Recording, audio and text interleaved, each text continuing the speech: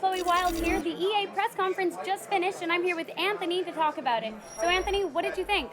EA at this point is a company with a lot of serialized licenses. You have FIFA 13, Madden 13, Dead Space 3, Battlefield 3, but actually, even though they have all these licenses that we've seen again, so you're not necessarily seeing any new IPs, what they have looks like a really solid lineup at this point. And since we're coming to the end of the generation, it looks prettier than ever. I mean, CryEngine 3 at this point really puts out some amazing stuff for the Xbox 360, and Need for Speed Most Wanted, Medal of Honor, Warfighter, those games all look really great, actually. I mean, not that I was expecting them to look bad, but they actually, were surprisingly good looking. And then, you had some really standout announcements too, like the UFC announcement, the fact that the official UFC license is now going with EA instead of THQ. That's huge, and probably a big blow for THQ.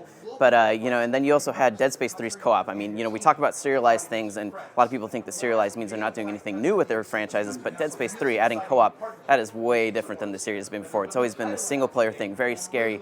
You always feel very alone, and now having this co-op partner in there totally changes up the dynamic of the game.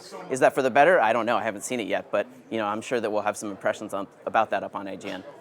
Was there anything else that stood out to you that you'd like to comment on? I did think that it would have been nice to see a PopCap game announcement. They announced that at the beginning. They showed the logo, and they bought them for $1 billion last year, and yet we still haven't seen anything new from PopCap. Those games always do really big with the PC audience, and they bring in a lot of new gamers as well. So I'm curious to see what they're actually doing. Perfect. Well, thank you, Anthony. Do you have any closing comments?